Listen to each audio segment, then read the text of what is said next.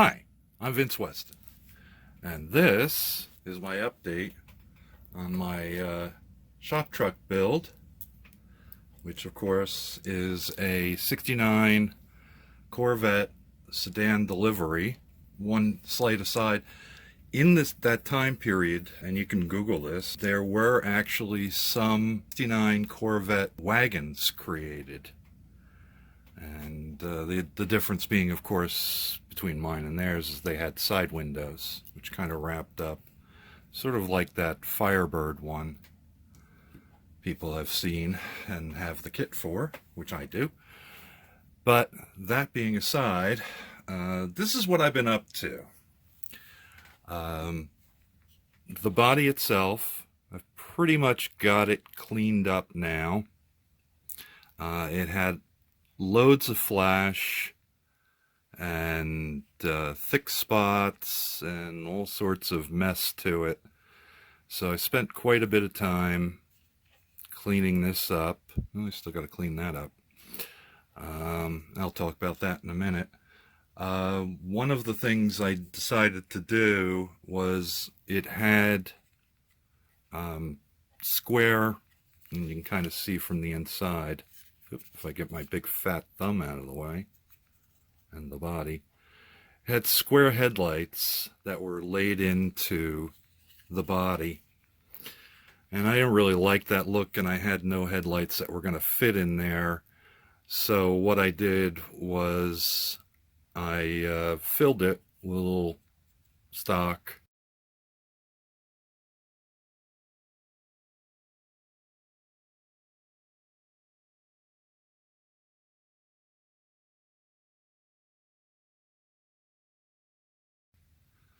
and got that all pretty much cleaned up. Looks pretty good.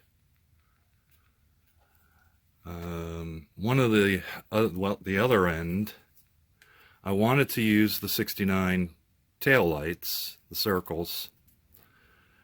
So I had to spend quite a bit of time measuring and figuring out, and I did muck up this one a little bit, as you can see, to get them to fit. And here's one without the lenses. So that'll fit in there fairly nicely. I do have to do a little re-chroming on the backs of them. I also, due to the thickness of the resin in the back, I had to do a lot of sanding in that in there. There's the taillights, and I also thinned this piece, this flange here. I thinned about halfway down from what it was, so that they'd stick out at least reasonably to show. Let's see. One of the screw-ups I had was around the windshield. I went a little too far sanding and took out the molding along the top, and I also thinned the sides a bit too much.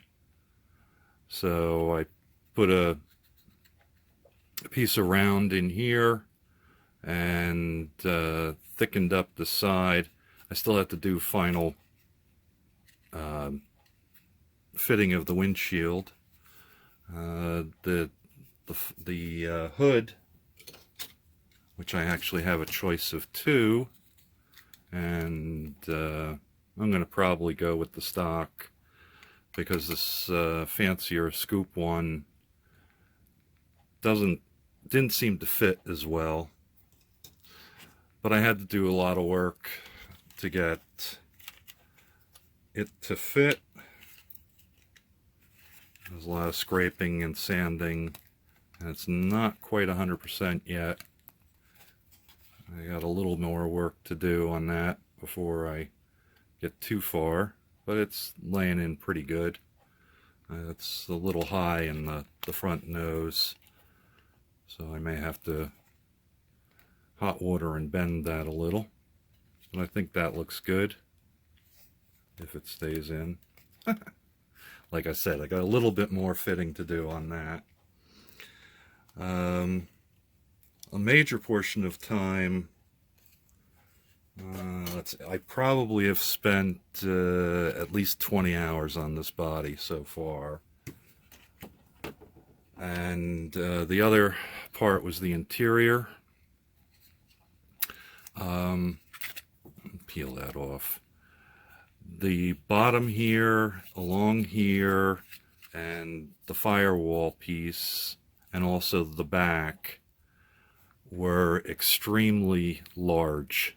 They were at least 1/8 of an inch deeper on all sides. To get it to fit back, I did cut off the back of it. And then, since I wanted to use these tail lights, which come into the body more, I had to cut away so that they'd fit in here. And of course that left a bit of a blank spot. So I built up a little ridge or backing plate, whatever you want to call it, so when you look through the windshield, it won't look so unfinished, shall we say.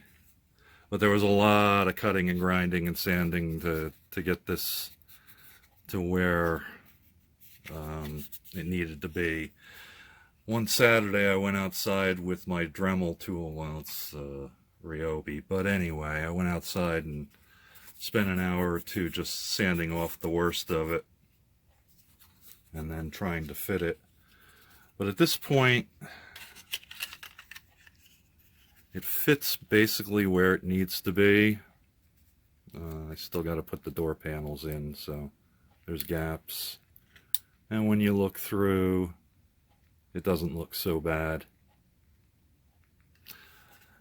So that was one. The main reason I had to do so much work on that was because the chassis and frame didn't fit. As I had figured, the chassis was a little too long. This is the one I'm using, and I'm covering something up because it's my surprise. It was a little too long, so I did have to cut off a back and do a little work on it to get it to fit.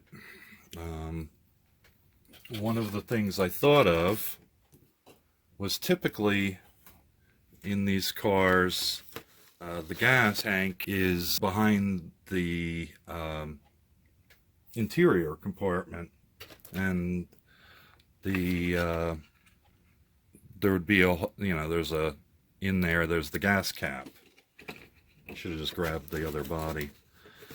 And one of the things I noticed was, of course, is you've got this big spare wheel or spare tire piece.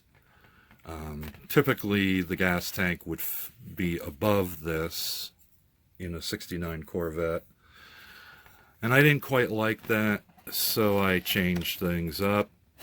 I made my own gas tank. I cut out pretty much the whole back section between the frame rails, and then built a gas tank to fit. This is a custom 1 of 1 with a drain port, and I used masking tape, which I have to do a little work on still, for the holdups. One of the more interesting things, since I'm doing a side pipes, that I realized after I'd done all my cutting and got everything fitted, was these little pieces right here are for the holdups for the exhaust, for the dual exhaust, which I won't have, and I could have actually cut them off, but I've decided it gives a little detail to the back and maybe looks a little structural. Sorry. So I got that done. One of the things after I cut everything out was everything was really flimsy. So I put in some stock, some strip stock to strengthen up that way. and also in through here to strengthen up inside. And then I put my floor panel there into it. So that's kind of what it looks like now. I think it came out okay. I did mismeasure, as I typically do, and I had built another gas tank, but unfortunately I based it on the spare tire, so it was way too big. And I thought maybe I can cut it down, and then I looked at it and I went, something else for that. That's what happened so far. And the other thing I worked on is the 427. I've got it painted Chevy engine red, and you'll see right there I put in the oil breathers, and I'm preparing to wire. Got my holes drilled. Let me take that off there so I can handle it a little better. One of the other things I did was I put brass in the freeze plugs. On this side, whoever had started this actually glued the exhaust down here, where it actually goes up here, and made kind of a mess. So I had to drill out some freeze plugs and do a little work. It's not perfect, but since it's the bottom of the engine underneath the exhaust, you probably won't see it. At least that's my hopes. Okay, and one of the modifications I did to the exhaust, and this is actually that piece, was there was like a heat shield along the inside between the inlets, and I carved that away just to give myself a little more space to get the plug wires down in there. So that's how far I've gotten. Not quite as far as I'd like to be, but there was a lot of fitting and grinding and sanding and refitting and grinding and sanding that I had to do. That's what's really taken me the time, and also a couple of customizations, including the interior here. So all this takes time to fit, and as you know, to scratch build and get it in there. That's what I've got. So I'll just say thanks for watching, and we'll talk to you later. Bye-bye. Thank you for watching Vincent Weston Models Foam the Dungeon.